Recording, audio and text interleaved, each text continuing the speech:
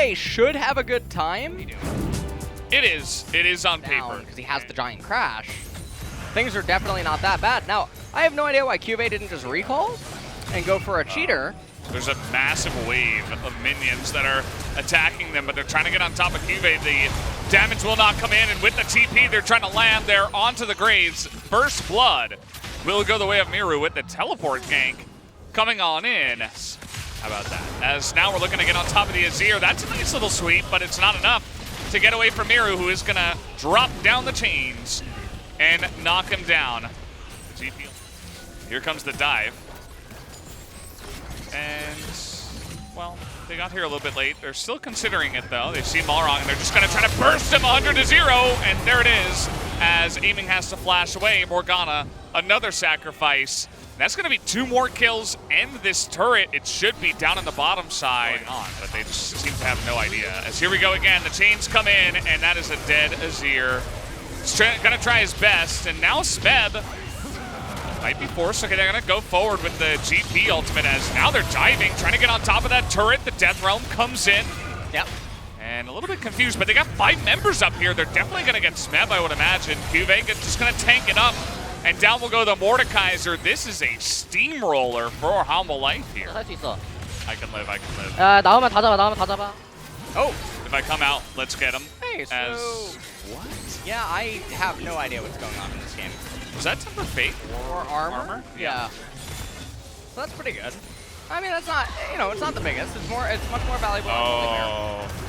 Okay. All right, the Venn diagram here. It was everything. Yeah. So you arrow Tucson, bait him into black shielding himself so that the Tempered Fate hits aiming.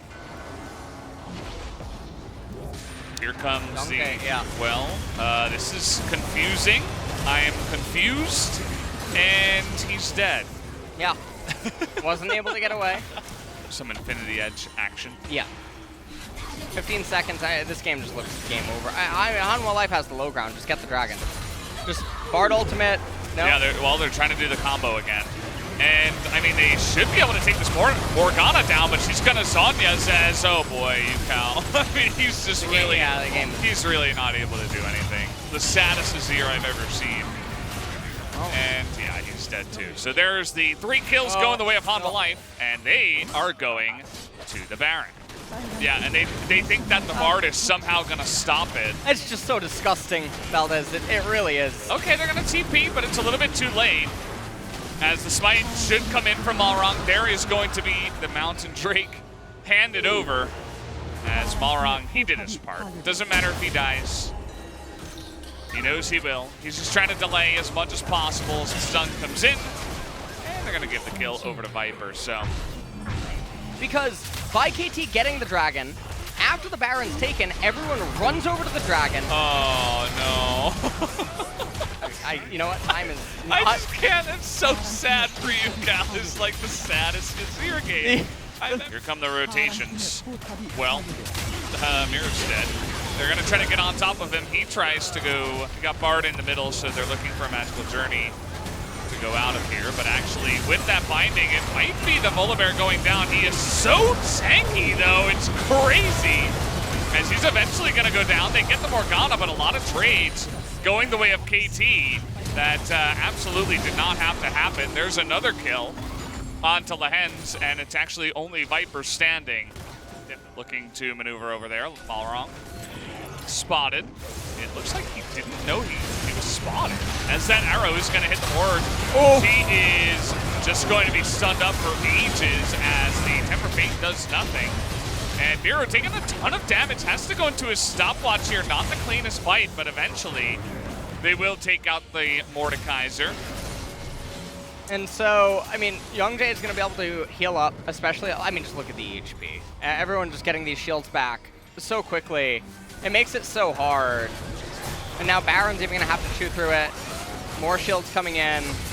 It's just, it's impossible to lose with this soul unless you really mess up. Teleport coming in now from Miru. Malrong, he's going to get in there a little bit too early. The smite for the health is not going to be enough. Yukao looking to get out of there as the chase will be going on. It's all that he can really do. all that he can remain hopeful for. Oh no! Why? Yeah, this is sad as Azir. It's a tilter. Maybe trying to play into the aiming win card, but that did not happen the way they were hoping. There is the GP ultimate. You can see the insane value that's getting. Malron just going to get deleted. And that should be the end of game number 1. Mirror going to look for some more. He's going to go into the death chamber here, trying to take down Smeb. And will be able to in the end. That's going to be a nice arrow. Catches him inside the base. Zukal finally going to get a decent Emperor's Divide, but it just does not matter as game number 1 will be taken by Light. The damage. Caitlyn, the only one really able to do anything. Azir is dealing damage mostly because he was always involved. You're back after KT Roaster versus Life Esports Game 1. Life Esports outclassed KT Roaster in every department. They stepped up so much. So what's your take on the draft?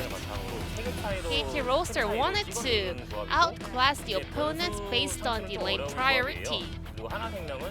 But Life Esports, well, they had a little bit of a losing matchup in some lanes, but they can make setups for kills. And if they can execute it, they will start the snowball going. Graves and also Azir has huge priority in the mid and jungle. And also they are really good at turret dives and also 2v2 and 2v1 with the Mordekaiser pick. However, Gangplank was a really nice counterpart into Mordekaiser. Because Mordekaiser is a really good champion, they could balance out their comp. However, Graves is not having a really good win rate here in the LCK, so KT Roaster, they really needed to come up with a very precise plan for Graves' early game. 또 영미 조합이 유칼 선수의 아지르를 잡아내면서 달라진 한화. Let's take a look at how Youngjae and Miru got a kill onto Azir. Yukal was trying to spot the opponent jungler, so that was a very nice move. He even cleared out the control ward. However, he used his Q skill to counter jungle or steal away some of the Raptor camps from Volibear. But he wasn't 100% sure where Miru can come in. So that was a really not a good decision for Yukal to make. Some of the rookie mistake that can happen, but Yukal is no longer a rookie here in the LCK. And we also pointed out that Life Esports is really good at making some plays and skirmishes, utilizing their ability. Miru showed a very perfect proficiency on the Silas champion. So Life Esports learned how to snowball the leads into the later phase of the game. Graves popped the Scryer's Bloom, giving the opponents the information that they are rotating for the blue buff. So Youngjae and Miru cleared out the vision around the mid lane and rotated to the bottom lane. Silas took a little bit of a weird detour, but he now finally went back to the bottom lane, avoiding most of the visions from the blue side. Yukal was not in a close proximity to cover that dive attempt from the most of the Life Esports players. So Miru was at the first place going for that blue buff at the first place, but he rotated to the bottom lane, so maybe this could be a call from the bottom deuce on the side of Life Esports. Now it's time to check out the player of the game on the side of Life Esports. Maybe Youngjae or Miru, so let's check out. It's gonna be Miru on Silas. Second POG of the split. He especially did a great work with the hijack Azir ultimate. You can really tell that Miru is really proficient, especially in that Azir versus Silas matchup. And this time around, Life Esports overall, they looked really sharp, making their decisions.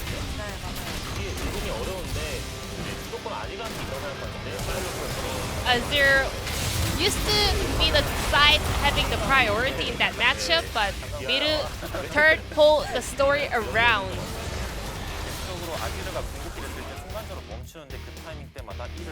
And Miru was also really smart, using his E skill to land this stun whenever Azir was casting his ultimate, because he has a little bit of motion stop at that moment. Now Hana Life Esports is looking to pick up the second win of the second round robin, so let's check out game number 2, KT Roaster versus Hana Life Esports.